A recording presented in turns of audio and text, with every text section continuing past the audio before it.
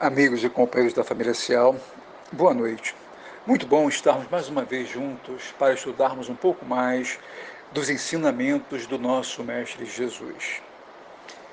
E hoje, dando continuidade ao capítulo 18 do Evangelho segundo o Espiritismo, muitos os chamados, poucos os escolhidos.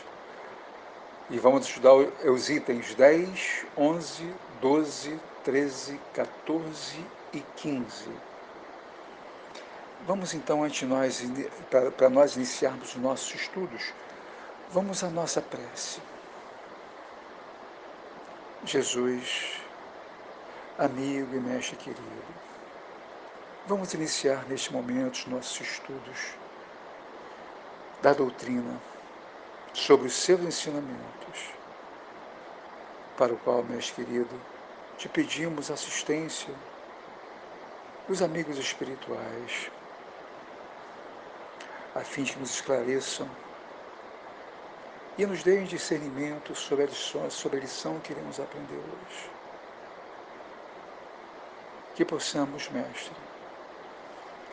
entender sempre os seus ensinamentos para praticá-los no nosso dia a dia.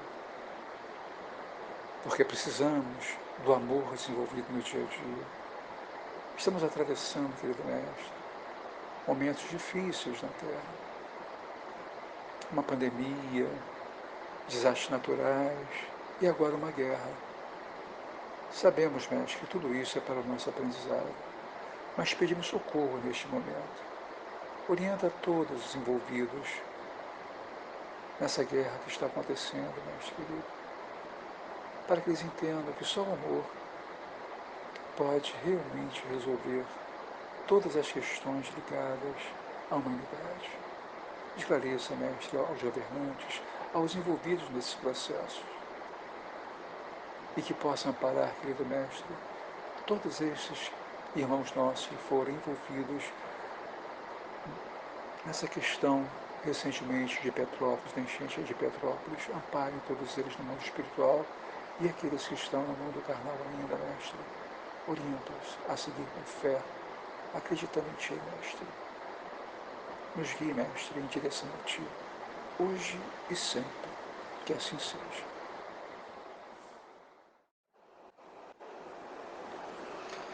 Bem, companheiros e amigos da família Cial, antes de iniciarmos o estudo, gostaria de ler um pequeno texto em homenagem à mulher, ao Dia Internacional da Mulher, que foi no dia 8 de março, terça agora passada. O texto é curtinho e diz assim: mulher, que sejas sempre lembrada, não apenas por um dia, mas no dia a dia, que sejas festejada, não por convenção, mas pelo seu valor, sua força, seu coração, que sejas respeitadas com todo carinho e todo amor, o respeito que todos nós devemos, o respeito que o mundo deve, hoje e sempre. Vamos então iniciar o nosso estudo do capítulo 18, a continuidade do capítulo 18, buscando só lembrar um trechinho lá do início desse capítulo, que está ligado ao festim das bodas, que vai dar origem a toda a nossa fala também. Aí eu fui buscar ajuda do Emmanuel no livro Religião dos Espíritos, no capítulo 29, versão prática. Então, bem curtinho, para a gente poder só fazer o link para a gente poder continuar sobre o capítulo 18. Reconhecendo, embora a alusão de Jesus aos povos de seu tempo, quando traçou a parábola do festim das bodas, recordemos o caráter funcional do Evangelho e busquemos a versão prática da lição para os nossos dias. Ele diz assim: a parábola das bodas ensina que, partindo do princípio de que todos os recursos da vida são pertences de Deus, anotaremos o divino convite à lavoura do bem em cada lance de nossa marcha. Os apelos do céu em forma de concessões para que os homens se ergam à lei do amor voam na terra em todas as latitudes. Todavia, raros registram-lhes a presença. Então, Emmanuel já chama a atenção da nossa responsabilidade quanto aos ensinamentos divinos. E é nessa parte que nós vamos trabalhar hoje. Nós vamos falar sobre muito se pedirá aquele que muito recebeu. Esse vai ser o primeiro momento nosso. Então, começando esta fala, vamos buscar uma fala de Lucas, né? Capítulo 12, versículos 47 e 48, que é o item 10, que diz assim: o servo que souber da vontade do seu amo, e que, entretanto, não estiver pronto e não fizer o que dele queira o amo, será rudemente castigado. Mas aquele que não tenha sabido de sua vontade e fizer coisas dignas de castigo, menos punido será. Muito se pedirá aquele a que tem muito, a quem muito se houver dado, e maiores contas serão tomadas àquele a quem mais coisas se haja confiado. Lucas, capítulo 12, versículos 47 e 48. Então, o que significa essas falas de Lucas? Porque aqui está lembrando também o festim da bodas, né? A nossa responsabilidade. O que quer dizer? Então, o que significa a expressão de Jesus? Muito se pedirá aquele que muito recebeu. Que os talentos que recebemos de Deus, sejam de conhecimento, sejam de bens materiais, devem ser multiplicados em favor do próximo, e nos impõe uma responsabilidade maior perante a providência divina e os nossos semelhantes. Por quê? A providência divina nos cobra na mesma proporção que nos oferece. Se muito recebemos, maior é a nossa obrigação de doar em favor do próximo. Então, o que a gente precisa olhar para isso? O que a gente pode buscar quando a gente vem para a questão prática desse contexto? Quando muito se tem, né, nessa questão, e você não tem a responsabilidade, com esse muito que você tem, você será cobrado por isso. Se nós não olharmos o nosso próximo, se nós não buscarmos trabalhar o que nós temos em relação ao outro que necessita, qual é a nossa responsabilidade, tanto com as questões do conhecimento que adquirimos, quanto as questões dos bens materiais que temos? Não é isso? É importante que nós possamos refletir sobre. E diz também que na questão de que quem menos sabe, quem menos tem conhecimento, pode errar isso? A ignorância justifica o erro?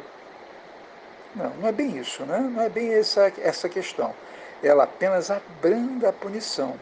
É evidente que, ao contrário do ignorante, aquele que sabe, mas deve melhor proceder, sobre a pena de, não agindo assim, sofrer mais, por ser mais responsável.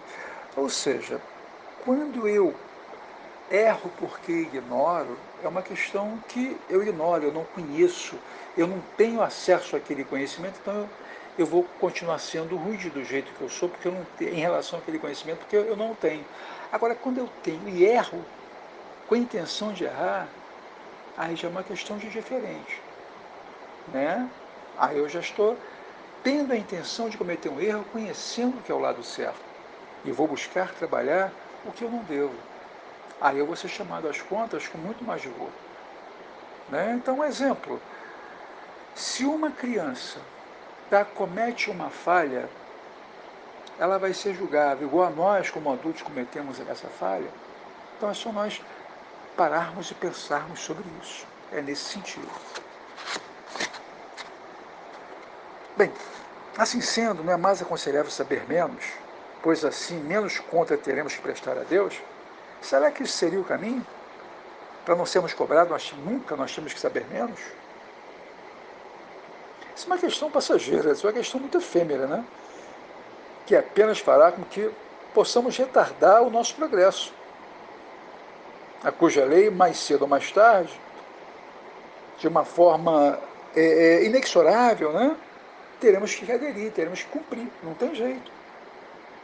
Porque Deus pune, ou seja, a palavra punir, vamos usar o que está no texto, mas nos educa, não somente pelos nossos erros cometidos, mas também pela nossa inércia, pelo nosso comodismo, pela nossa má vontade. É importante que nós possamos ter isso, porque o ensino é dos espíritos, para nós, reproduzindo essas máximas sob diferentes formas, conforme nos diz Kardec, desenvolvendo-as e comentando-as para pô-las ao alcance de todos, tem isso em particular, não é circunscrito. Todos, letrados ou iletrados, crentes ou incrédulos, cristãos ou não, o podem receber. Pois os espíritos se comunicam, né? Eles não ficam circunscritos, eles se comunicam por toda parte.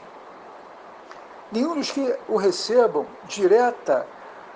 diretamente ou por intermédio de outro pode pretextar ignorância.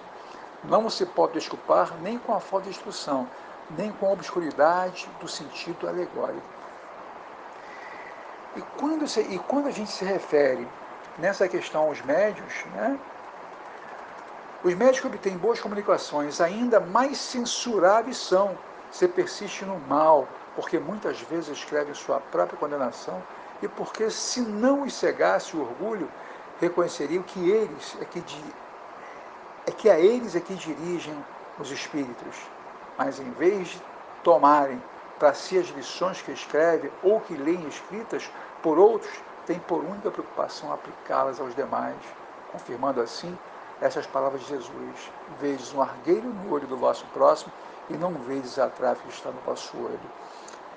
Isso está no capítulo 10, no item 9 do Evangelho segundo o Espiritismo. E trabalhando essa questão que nos trouxe Lucas, né, no seu capítulo 12, versículos 47 e 48, nós vamos também buscar a ajuda de Emmanuel. Está no livro da Esperança, no capítulo 57, sob o título Para e Pensa. E a qualquer que muito for dado, muito se lhe pedirá. É que ele começa o texto assim: se a perturbação por ventania gritante ruge à porta, não te entregues aos pensamentos desordenados, que aflições e temores te sugiram a alma. Para e pensa. Escorregaste no erro, experimentas a inquietação decorrente da falta cometida, como se te immobilizasse na vertigem permanente da queda? Sofrestes perdas consideráveis e guardas o espírito a afeição do barco a matroca, ou seja, a afeição do barco sem rumo? Recorda, porém, que a pacificação e reajuste são recursos de retorno à tranquilidade e à estrada certa. Entretanto, recuperação e paz em nós reclamam reconhecimento do dever a cumprir. À vista disso, se desatinam dessas ou daquela procedência te visitam a alma, entra em ti mesmo e acende a luz da prece, reexaminando atitudes e reconsiderando problemas, entendendo que a renovação somente será verdadeira renovação para o bem, não a custo de compressões exteriores, mas se projetarmos ao tear da vida o fio do próprio pensamento, intimamente reajustados e emendados por nós. Está aqui então a nossa responsabilidade de desenvolvermos no nosso íntimo a nossa transformação, a nossa busca interior, para que nós possamos ter clareza de que nós vamos falhar, que nós vamos ter os erros, mas teremos a responsabilidade de corrigi-los. Então é a nossa responsabilidade, é a chamada a essa questão que nós temos que realmente cuidar, da nossa responsabilidade. E é nessa questão, buscando esses aspectos ainda, que a gente busca refletir. Qual é a nossa responsabilidade, então? A prática da caridade, né? Fora da caridade não há salvação. Então a nossa responsabilidade, aos ensinamentos do nosso Mestre, está na prática do bem, indiscriminadamente essa prática, o bem pelo próprio bem.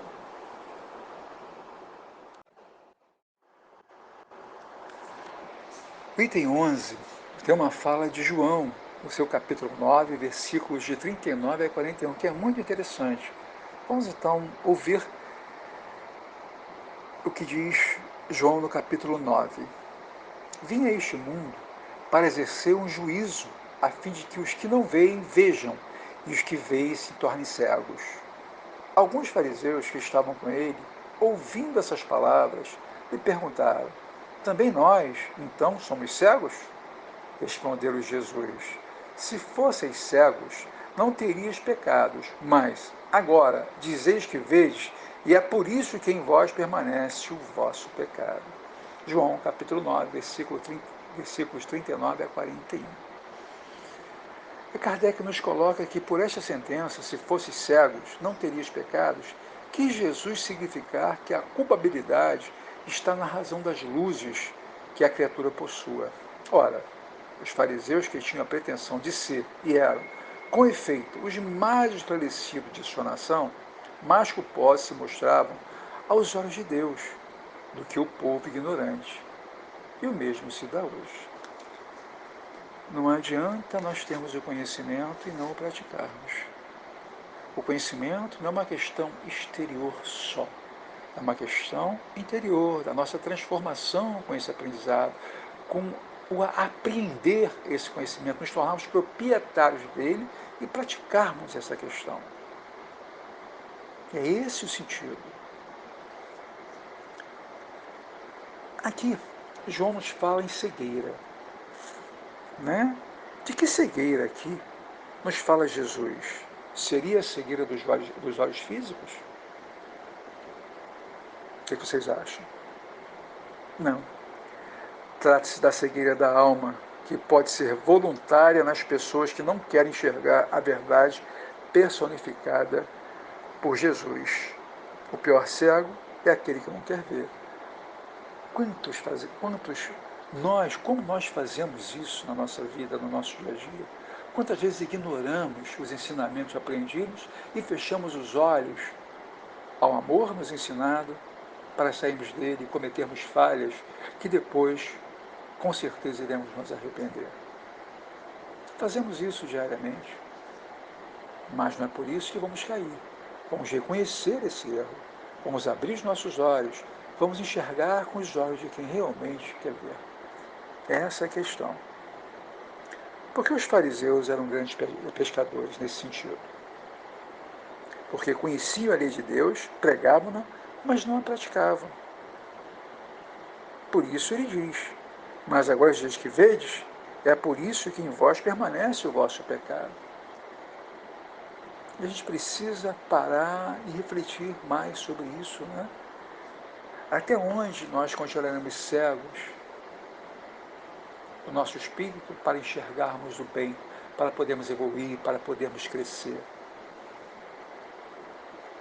Nós estamos vendo e vivendo é um momento que a gente não pode ignorar mais o sofrimento. Não podemos ignorar mais que precisamos amar a cada dia mais a nós mesmos e ao nosso próximo.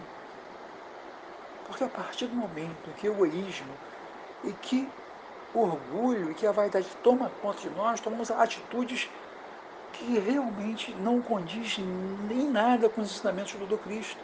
Estamos atravessando agora uma guerra. Uma guerra.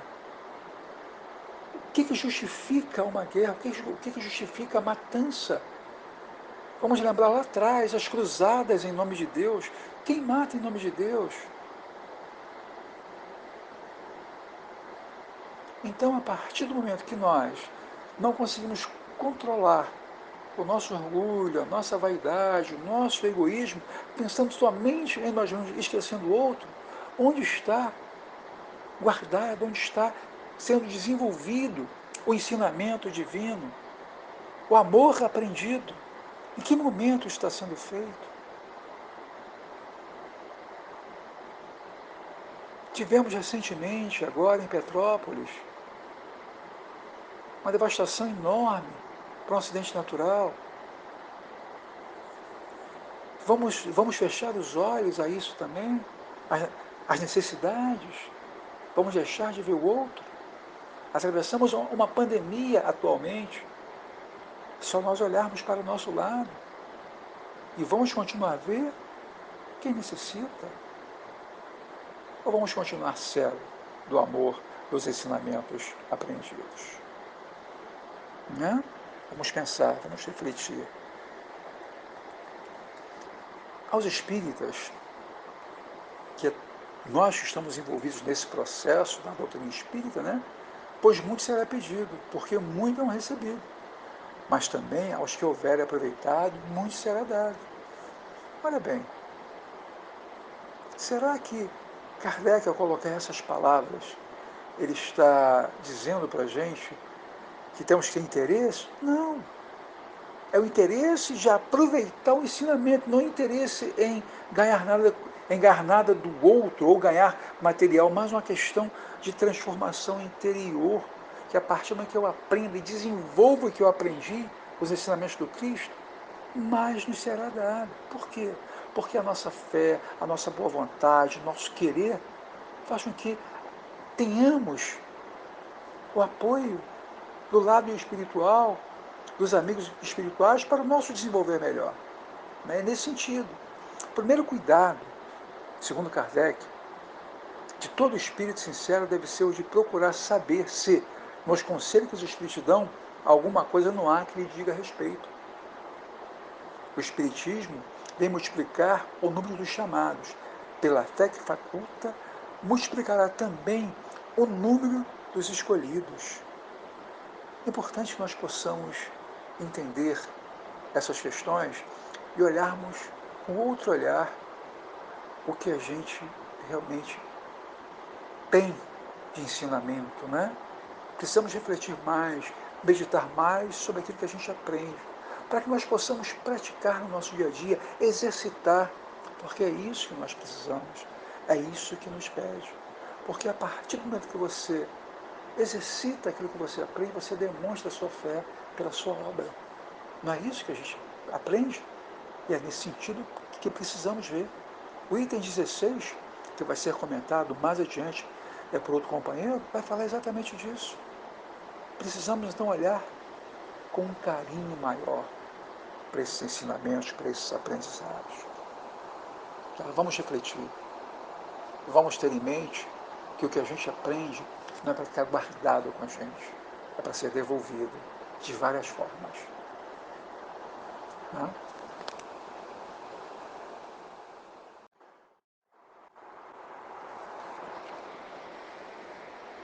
Agora, as instruções dos Espíritos, que vai dos itens 13 aos itens 15. O título é Dar-se-á àquele que tem. Aproximando-se dele, seus discípulos lhe disseram: Por que lhes fala por parábolas? Respondendo, disse-lhes ele: É porque a vós outros foi-vos dado conhecer os mistérios do reino dos céus, ao passo que a eles isso não foi dado. Porque aquele que já tem, mais se lhe dará, e ele ficará na abundância. Aquele, entretanto, que não tem, mesmo o que tem, se lhe tirará. Por isso é que lhes falo por parábolas. Porque vendo, nada veem, e ouvindo, nada entendem, nem compreendem. Nele se cumpre a profecia de Isaías, quando diz: Ouvireis com os vossos ouvidos e nada entendereis. Olhareis com os vossos olhos e nada vereis. Mateus capítulo 13, versículos 10 a 14. E analisando essa questão, o espírito amigo, que é como assim ele se identifica, ele diz assim: tira-se que não tem ou tem pouco. Toma isso como antítese figurada. Deus não retira das suas criaturas o bem que se haja dignado de fazer-lhes, homens cegos e surdos. Abri as vossas inteligências e os vossos corações. Vede pelo vosso espírito, ouvi pela vossa alma, e não interpreteis de modo tão grosseiramente injusto as palavras daquele que fez resplandecer-se aos vossos olhos a justiça do Senhor. Não é Deus quem tira daquele que pouco receberá, é o próprio Espírito que, por pródigo e descuidado, não sabe conservar o que tem e aumentar, fecundando o óvulo que lhe caiu no coração. Aquele que não cultiva o campo que o trabalho de seu pai lhe granjeou, e que lhe coube em herança e vê cobrir-se de ervas parasitas, é seu pai quem lhe tira as colheitas que ele não quis preparar? Vamos pensar, né? Vamos refletir sobre isso. Se a falta de cuidado deixou fenecer-se as sementes destinadas a produzir nesse campo, é seu pai que lhe cabe acusar, por nada produzir nelas? Não e não. Em vez de acusar aquele que tudo lhe preparara, de criticar as doações que recebera, queixe-se do verdadeiro autor de suas misérias, e arrependido e operoso, meta, corajoso, mãos à obra. É importante o quê? Que você possa entender que você pode produzir, você pode buscar, né? Ânimo, trabalhadores, tomai os vossos arados das vossas charruas, lavrai os vossos corações, arrancai deles a cisania, semeai a boa semente que o Senhor vos confia, e o orvalho do amor lhe fará produzir os frutos de caridade. É importante que nós possamos entender bem isso, né? Esses aspectos são fundamentais. Por quê? Porque aquele que recebeu é que possui o sentido da palavra divina. Ou seja, aquele que recebeu e procurou cultivar, né? Que procurou dar sentido, procurou trabalhar o que aprendeu, aquele que teve vontade de buscar, aquele que teve realmente a coragem de romper os véus do seu desconhecimento em busca dos ensinamentos divinos. Então esse, com pouco que ele tinha, ele terá mais. Por quê? Porque ele buscou, ele se entregou, ele foi perseverante. Então, pelo espiritual amigo, enxerga isso.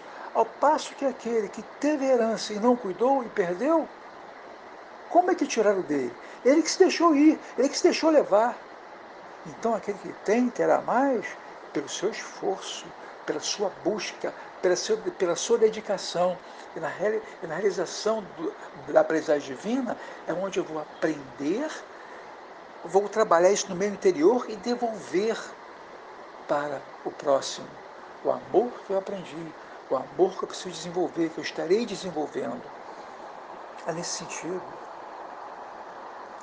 E analisando essas questões, Emmanuel, no livro Bênção de Paz, no capítulo 12, Atentai, vós que ouvis, ele diz assim: frequentemente lastimamos enganos de que somos vítimas ou deploramos obstáculos com que não contávamos, absolutamente desvinculados de advertências edificantes, e nos enriquece a alma. As leis que nos regem, contudo, se expressam por evolução, crescimento, disciplina, responsabilidade.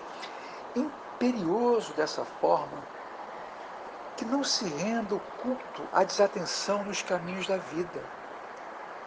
Vamos parar e pensar. Imperioso dessa forma que não se renda o culto à desatenção nos caminhos da vida. Então veja bem, que a gente possa não se render à desatenção. Aqui nós estamos sendo chamados, a nossa consciência. O que nós temos em nosso coração? A consciência divina. Não é isso? Temos implantado em nosso ser a consciência divina. E essa consciência divina precisa de atenção para poder ser desenvolvida, ser trabalhada, não é isso? E ele continua assim: nos menores e maiores acontecimentos do cotidiano, é preciso saibamos analisar de raciocínio sereno que sugestões edificantes a fé nos proporciona, ou que lições vivas a experiência nos traz. Assim também é na vida moral. Ninguém vive acertadamente sem ponderação, equilíbrio, discernimento, autoexame. Reflitamos em nossos compromissos, deveres, tarefas e necessidades, para que nos premunamos contra disparates e imprudência.